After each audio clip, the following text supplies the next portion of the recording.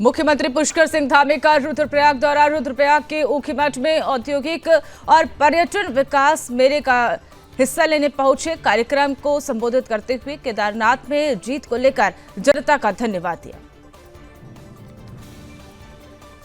बांग्लादेश में लगातार हिंदुओं पर बढ़ते अत्याचार के खिलाफ हिंदुस्तान की जनता में बढ़ रहा आक्रोश। आगामी 10 दिसंबर को देहरादून में कई संगठनों की ओर से निकाली जाएगी बड़ी रैली। उत्तराखंड में नगर निकाय चुनाव को लेकर बोले शहरी विकास मंत्री प्रेमचंद अग्रवाल। कहा कि निकायों में ओबीसी आरक्षण के लिए विधानसभा की प्रवर समिति बनाई गई थी, लेकिन इस बार का चुनाव 2018 के आधार पर होगा।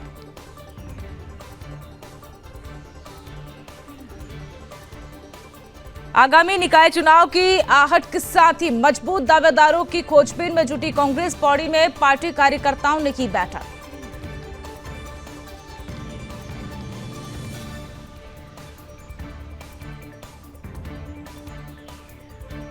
यूपी से लगे उत्तराखंड की सीमा पर मौजूद गांव हल्दी में बनेगा हाईटेक गौशाला। गौशाला निर्माण में आवारा घूम रहे हैं गोवंशों को मिलेगा सहारा।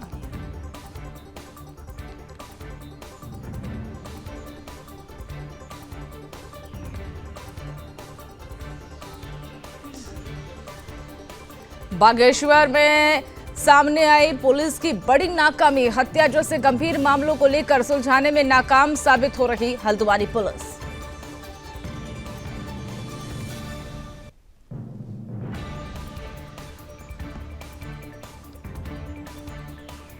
देहरादून में पुलिस को मिली बड़ी सफलता। लाखों की चोरी का पुलिस ने किया पर्दाफाश। 25 लाख लेकर फरार हुए थे चोर।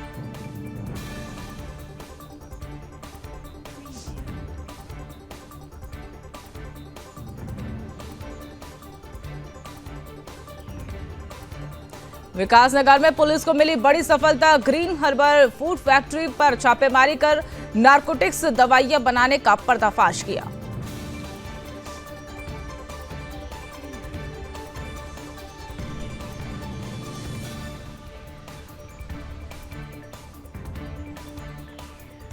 उत्तराखंड में राष्ट्रीय खेलों को लेकर तेज हुई तैयारियां। प्रदेश में 28 जनवरी को होगा राष्ट्रीय खेलों का आयोजन।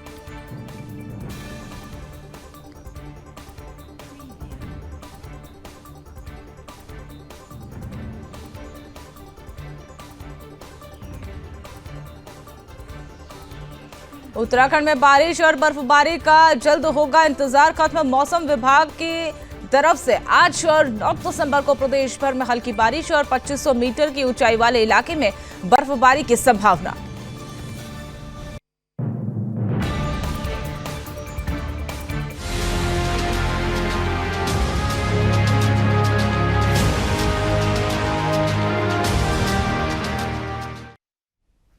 नमस्कार, सुदर्शन न्यूज देख रहे हैं आप। मैं हूं आपके साथ मनीषा पाटीदार। बुलेटिन की शुरुआत करेंगे तमाम खबरों के साथ। बांग्लादेश में लगातार हिंदुओं पर बढ़ते अत्याचार के खिलाफ अब हिंदुस्तान की जनता आक्रोशित है। अलग अलग राज्यों में विरोध प्रदर्शन देखने को मिल रहे हैं। वहीं देहरादून में भी बांग्लादेश के विरोध लगातार अब बढ़ता जा रहा है। बांग्लादेश के लिए लगातार रैलियां निकाली जा रही है और रैलियां आक्रोश रैलियां में परिवर्तित हो रही है, जिसमें सभी बढ़ चढ़कर हिस्सा लेने का आह्वान किया जा रहा है। इसी को लेकर उत्तराखंड के कैबिनेट मंत्री प्रेमचंद अग्रवाल का कहना है कि बांग्लादेश में अल्पसंख्यकों के साथ अत्याचार, पूरा देश इसका विरोध कर रहा है। आगामी 10 दिसंबर को देहरादून में कई संगठनों की ओर से एक बड़ी रैली निकाली जाएगी, जिसमें बांग्लादेश में अल्पसंख्यकों के हितों को सुरक्षित रखने की मांग की जाएगी, जिसमें हम सबको बढ़ चढ़कर हिस्सा लेना चाहिए।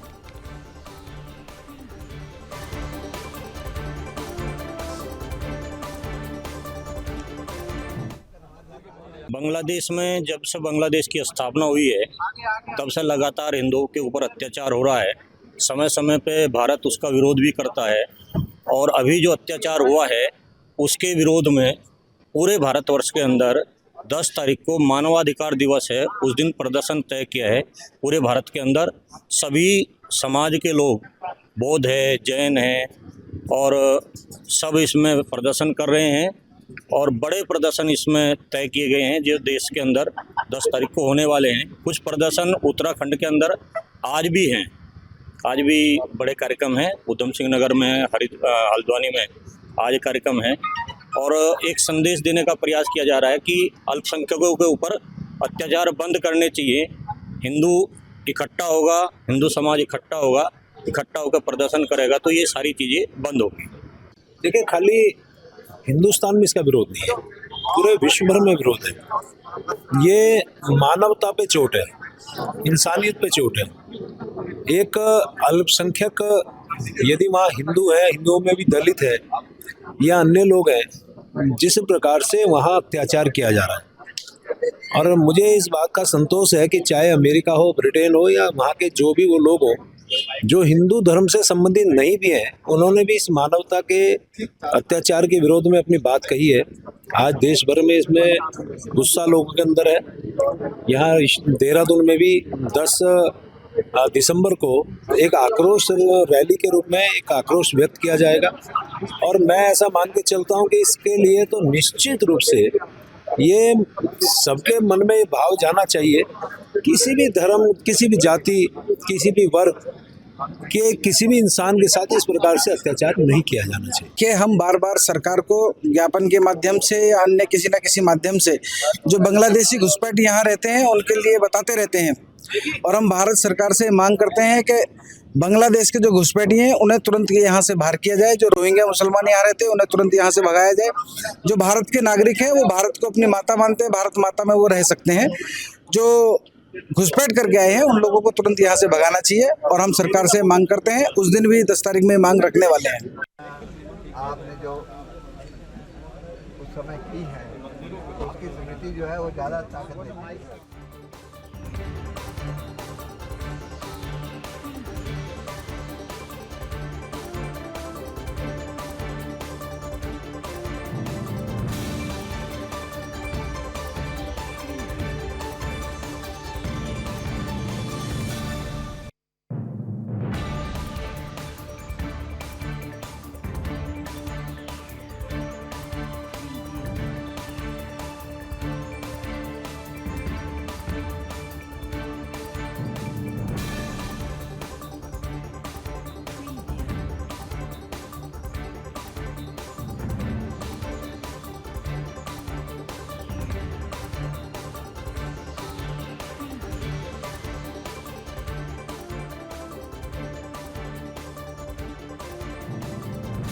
में 10 दिसंबर को आक्रोश रैली निकाली जाएगी। ऐसे में ये भी आपको बताते चले कि बांग्लादेश में जो अत्याचार हो रहा है उसको लेकर पूरे देश में बवाल मचा हुआ है और उसी लिहाज से अब उत्तराखंड में भी आक्रोश रैली निकाली जाएगी और ये भी कहा जा रहा है कि बड़ी संख्या में लोग वहां पर पहुंचे और इस रैली में हिस्सा ले और जो अत्याचार हो रहा है उसके खिलाफ आवाज उठाए।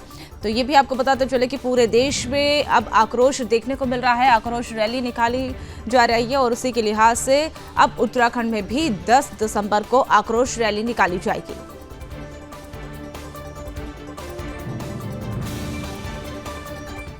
यूपी से लगी उत्तराखंड की सीमा पर मौजूद गांव हल्दी में हाईटेक गौशाला बनने जा रही है, जिसमें इलाके में अब आवारा घूम रहे गोवंश को शरण मिलेगी। प्रदेश के मुख्यमंत्री पुष्कर सिंह धामी के प्रयासों से लगभग 7.50 करोड़ रुपए की लागत से यह हाईटेक गौशाला का निर्माण किया जा रहा है। हल्दी में निर्माणाधीन हाईटेक गौशाला 2.864 हेक्टेयर में 1 साल के अंदर तैयार की जाएगी, जिसको लेकर मुख्यमंत्री पुष्कर सिंह धामी के नोडल अधिकारी दिनेश यादव ने जानकारी दी। उसमें उन्होंने क्या कुछ कहा, आपको सुनवाते हैं।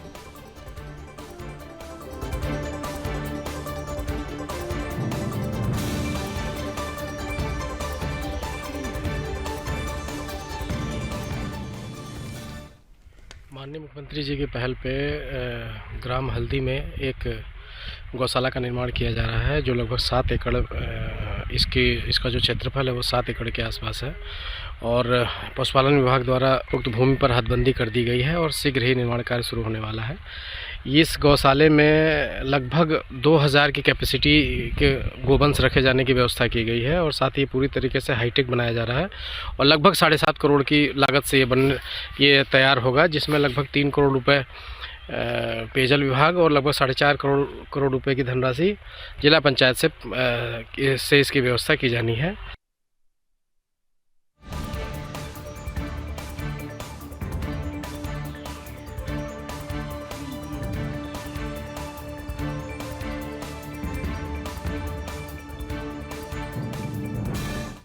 नशे के खिलाफ चलाए जा रहे अभियान में लालकुआं पुलिस और एसओजी को एक बार फिर से बड़ी सफलता हाथ लगी। लालकुआं पुलिस ने भारी मात्रा में स्मैक के साथ एक युवक को गिरफ्तार कर लिया। पुलिस ने पकड़े गए आरोपी के पास से 122.26 ग्राम अवैध स्मैक बरामद की है। पकड़ी गई स्मैक की कीमत 36 लाख रुपए बताई जा रही है। मामले को लेकर एसएसपी प्रहलाद नारायण मीणा ने बताया कि पुलिस ने स्मैक के साथ एक युवक को गिरफ्तार किया है, जिसके खिलाफ एनडीपीसी एक्ट के तहत मुकदमा दर्ज कर लिया गया है। आरोपी को कोर्ट में पेश करने के लिए तैयारी की गई।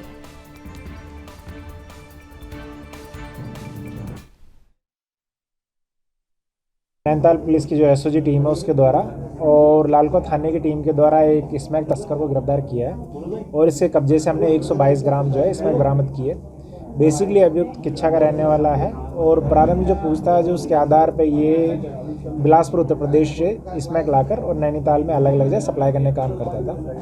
जहाँ से लाया और जिनको सप्लाई करा था उन पर भी अब पुलिस अब जांच कर रही है और उसमें भी आगे कार्रवाई की जाएगी।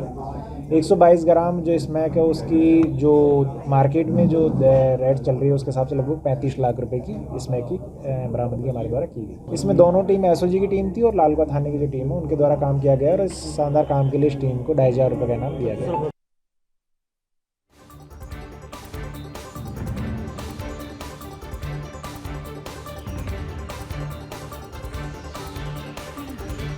पहाड़ों की रानी मसूरी में माल रोड को व्यवस्थित किए जाने को लेकर अब जिला प्रशासन विभिन्न योजनाओं के तहत काम कर रहा है और अब इसको लेकर माल रोड पर 4 गोल्फ कोर्स का संचालन शुरू होने जा रहा है, जिसको लेकर नगर पालिका मसूरी ने टेंडर की कार्रवाई भी शुरू कर दी है। वहीं मसूरी के 121 साइकिल रिक्शा चालकों ने मसूरी के गोल्फ कोर्स को संचालन को लेकर विरोध शुरू कर दिया और इसको लेकर साइकिल रिक्शा संचालकों ने मसूरी के बीजेपी नेता रजत अग्रवाल का घेराव करके इसे तत्काल प्रभाव से रोकने की मांग की।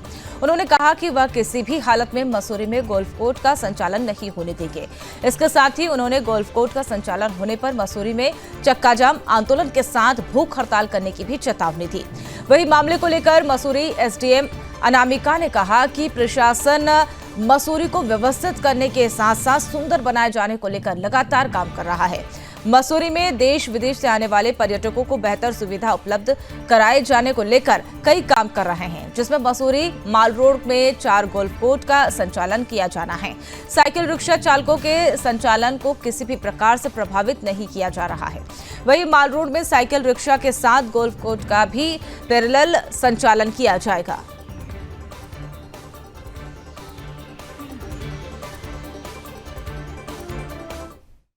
गोल्फ कार्ट की जो हम सर्विस शुरू कर रहे हैं ये हम यहाँ पे फर्स्ट टाइम शुरू कर रहे हैं और शुरुआत के स्तर पे ये 4 गोल्फ कार्ट्स यहाँ पे आई हैं जो कि हमारी लाइब्रेरी चौक से पिक्चर पैलेस तक चलेंगी और ये इस बार के कार्निवल में देखने को भी मिलेगा। देखिए ये तो एक मार्केट ड्रिवन स्ट्रैटेजी है हमारी और सभी पार्टिसिपेट कर सकते हैं। लोगों को जिनको गोल्फ कार्ट से जाना है वो गोल्फ कार्ट यूज़ करें, जिनको रिक्शे से जाना है रिक्शे से यूज़ करें। और यहाँ पर हमें भी पता है कि टूरिस्ट इतनी भारी मात्रा में आते हैं तो मुझे नहीं लगता कि उनका रोज़गार कहीं से प्रभावित होगा, बल्कि एक और अच्छी अपॉर्चुनिटी मिलेगी, लोगों को एक और अट्रैक्शन मिलेगा तो यहाँ पे कहीं ना कहीं फुटफॉल बढ़ेगा भी और मसूरी का नाम भी अच्छा होगा। जब नगर पालिका में लोकल सरकार के रूप में प्रशासक की नियुक्ति होती है, प्रशासक बैठते हैं, प्रशासन के हाथ नगर पालिका की भागदौड़ होती है तो निश्चित तौर पर प्रशासक अपने नियम कानून लागू करता है, प्रशासन अपने रूप में चलता है, जिसका खमियाजा मसूरी की आम जनता को, उत्तराखंड की जनता को भोगना पड़ता है। नगर निकाय के चुनावों में की देरी के कारण प्रशासकों के पास आज नगर पालिका का हक है। रिक्शा चालक भाइयों ने आज मेरा घेराव किया, मुझे बताया कि वो गोल्फ कार्ट का विरोध कर रहे हैं, जबकि इससे पूर्व में मैं रिक्शा चालकों की बात करके उप जल अधिकारी महोदया से कराया था। पर गंभीर विषय इस बात का है कि बिना जनप्रतिनिधियों की बात सुनकर, बिना जनता से बात कर अगर प्रशासन कोई भी नया फैसला लागू करता है तो उसका खमियाजा जो है वो मसूरी की छवि पर पड़ेगा। गिरफ्तार किया है रजत जी से हमने एक निवेदन किया है कि अगर मसूरी में अगर ये गोल्फ कार्ट चलती है तो उसका हम घोर विरोध करेंगे, क्योंकि हमने जो है गोल्फ कार्ट के उसमें विषय में जो है एसडीएम महोदय को भी और डीएम महोदय को भी जो हमने लेटर दे रखा है कि मसूरी में गोल्फ कार्ट नहीं चलेगी। पहले जो है रेंटल वाली स्कूटियों ने हमारा रिक्शा वालों का रोजी रोटी ठप कर दी है। अगर गोल्फ कार्ट चलती है तो हमारे रिक्शा वाला कहाँ जाएंगे? ये तो भूखे मर जाएंगे, इनके बाल बच्चे कहाँ क्या खाएंगे? यहाँ पे पहले यहाँ पे काम नहीं है, धाम नहीं है, हम सरकार से निवेदन करते हैं और मंत्री जी से भी निवेदन करते हैं, शासन प्रशासन से निवेदन करते हैं कि गोल्फ कार्ट को मसूरी में नहीं लाया जाए। अगर लाना है तो इन रिक्शा वालों के लिए जो है ई रिक्शा दीजिए और शटल सेवा में जो है ये रिक्शा वाला अपने जो है मुख्यमंत्री पुष्कर सिंह धामी अपने 2 दिवसीय रुद्रप्रयाग के दौरे पर हैं और इस दौरान मुख्यमंत्री पुष्कर सिंह धामी ने रुद्रप्रयाग के ऊटी मठ में औद्योगिक और पर्यटन विकास मेले में हिस्सा लिया, जहां मुख्यमंत्री पुष्कर सिंह धामी का स्वागत किया गया और सीएम ने कार्यक्रम को संबोधित करते हुए क्या कुछ कहा, आपको सुनवाते हैं। भगवान बद्री विशाल की, श्री तुंगनाथ महादेव की। कृषि पर्यटन एवं औद्योगिक विकास मेला के इस शुभ अवसर पर मंच पर आसीन अभी जिनको आपने केदारनाथ विधानसभा के उपचुनाव में भारी मतों से विजयी बनाकर अपना आशीर्वाद देकर, अपना मत देकर, अपना समर्थन देकर विधानसभा का सदस्य निर्वाचित किया, विधानसभा में भेजा है। हमारी बहन केदारनाथ विधानसभा की नवनिर्वाचित विधायक आदरणीय आशा नौटियाल जी और हमारे इसी जनपद के वरिष्ठ नेता और जिन्होंने इस पूरे चुनाव में आप सबके बीच में चुनाव संयोजक के रूप में आप सबको और हमारी पार्टी को एक दूसरे से जोड़ने का काम किया। रुद्रप्रयाग क्षेत्र के लोकप्रिय विधायक आदरणीय भरत चौधरी जी, भारतीय जनता पार्टी के जिलाध्यक्ष भाई महावीर पवार जी,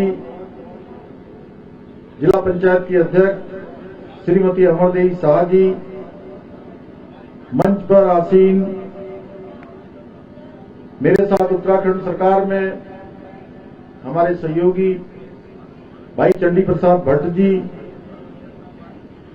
जिले के प्रभारी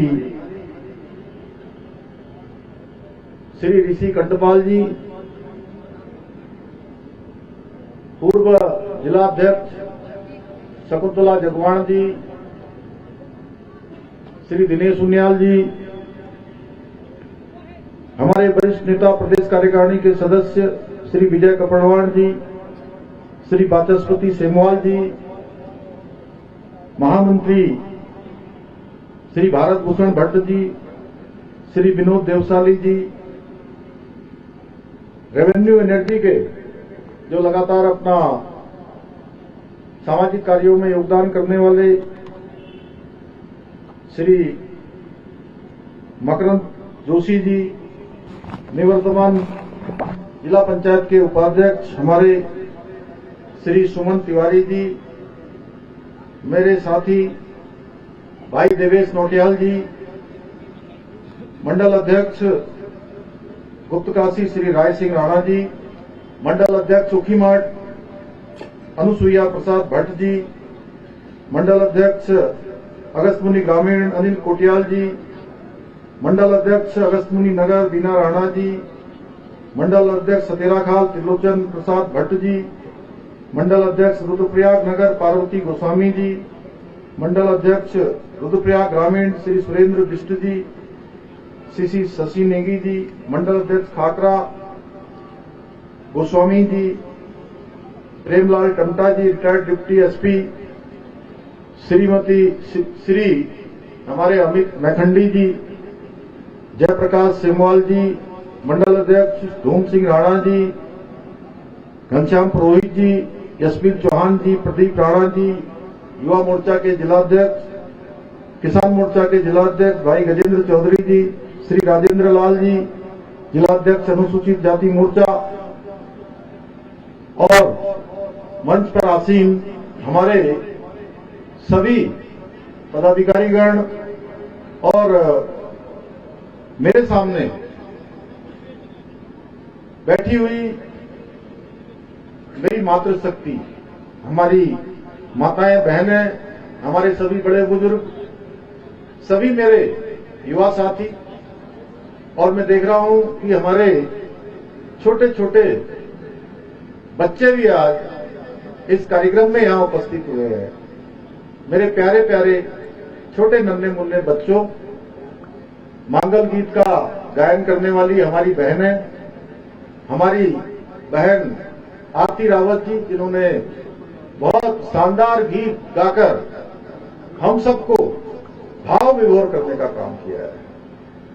और यहाँ पर उपस्थित हमारे मीडिया के सभी मित्र, सभी छायाकार बंधु, सभी पत्रकार मित्र, इलेक्ट्रॉनिक मीडिया, प्रिंट मीडिया और हमारे सभी अधिकारीगण, सीडीओ साहब, पुलिस अधीक्षक रुद्रप्रयाग श्री अक्षय जी और उनकी पूरी टीम, और स्टॉलों में आए हुए हमारे विभिन्न समूहों की सभी बहनें, अपार जन समूह, मैं आप सबका आज इस कृषि एवं पर्यटन औद्योगिक मेले में इतनी अपार संख्या में पधारने के लिए आप सबका मैं हृदय की गहराइयों से आप सबका स्वागत करता हूं, आप सबका अभिनंदन करता हूं। और आपने मेरा स्वागत किया, मुझे अपना आशीर्वाद दिया, मैं भी आपका स्वागत करता हूं, दोनों हाथ जोड़कर आप सबको प्रणाम करता हूं। आज अनेक योजनाओं का यहां पर लोकार्पण और शिलान्यास हुआ है। लगभग 47 करोड़ 43,96,000 धनराशि की 18 योजनाओं का शिलान्यास हुआ है। 1,23,62,000 धनराशि की योजनाओं का यहां पर आज लोकार्पण हुआ है। निश्चित रूप से ये योजनाएं आने वाले समय में हमारे इस पूरे जनपद में, इन दोनों विधानसभाओं में, केदारनाथ विधानसभा, रुद्रप्रयाग विधानसभा में विकास का एक मील का पत्थर साबित होंगी।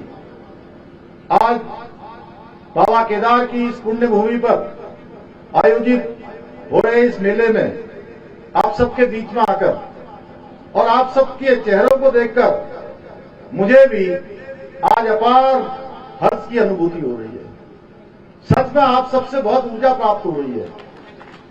और इस तरह के जो मेले हैं, ये न सिर्फ हमारे क्षेत्र को आर्थिकी देने का काम करते हैं, आर्थिक रूप से मजबूत बनाते हैं, बल्कि हमारी जो सांस्कृतिक विरासत है, उस विरासत को भी सजोए रखने में, विकास के साथ विरासत को आगे बढ़ाने में बहुत महत्वपूर्ण भूमिका निभाते हैं।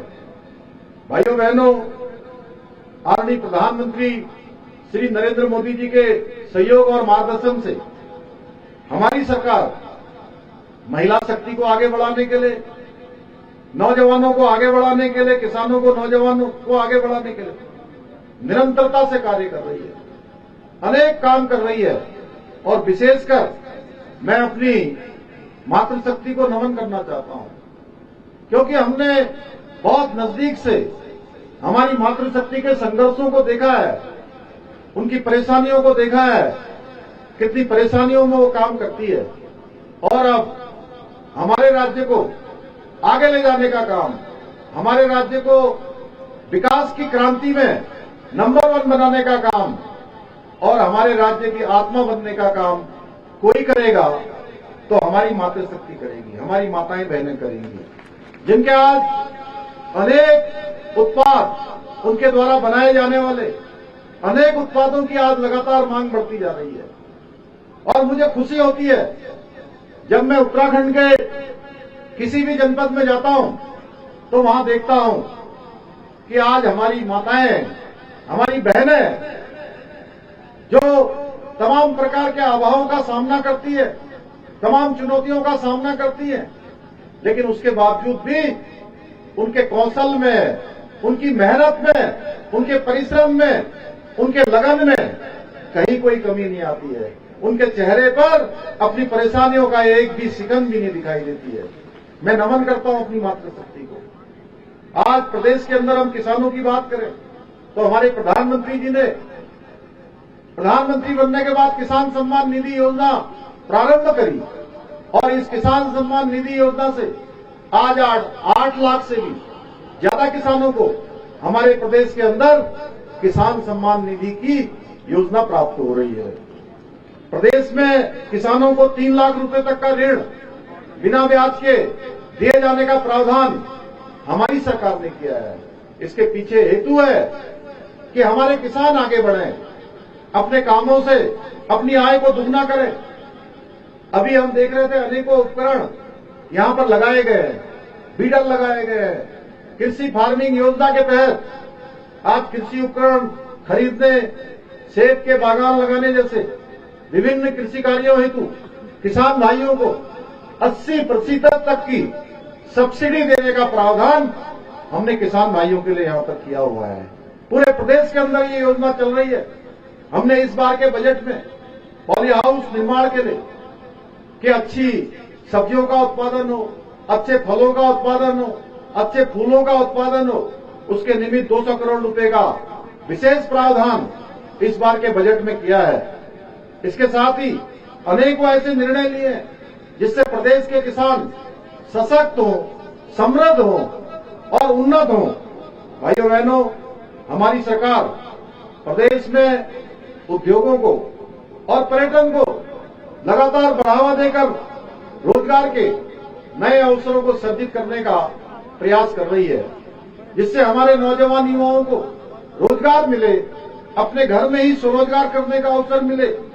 एक और जहां प्रदेश में पर्यटन क्षेत्र को बढ़ावा देने के लिए आज पूरे हमारे इस केदारखंड क्षेत्र हो या उत्तराखंड हो, इसके प्रमुख दर्शनीय स्थलों की पहचान कर उनका आज विकास किया जा रहा है। वहीं दूसरी ओर विभिन्न क्षेत्रों के लिए विशेष औद्योगिक नीतियां बनाकर उत्तराखंड में निवेश और रोजगार सृजन हेतु अनुकूल राज्य बनाने का कार्य भी हमारी सरकार कर रही है। शीघ्र ही जो प्रयास हम कर रहे हैं, पिछले वर्ष हमने देहरादून। तो मुख्यमंत्री पुष्कर सिंह धामी को सुन रहे थे आप, और इसी के साथ इस बुलेटिन में मेरे साथ इतना ही। आप देखते रहिए सुदर्शन न्यूज। जय हिंद।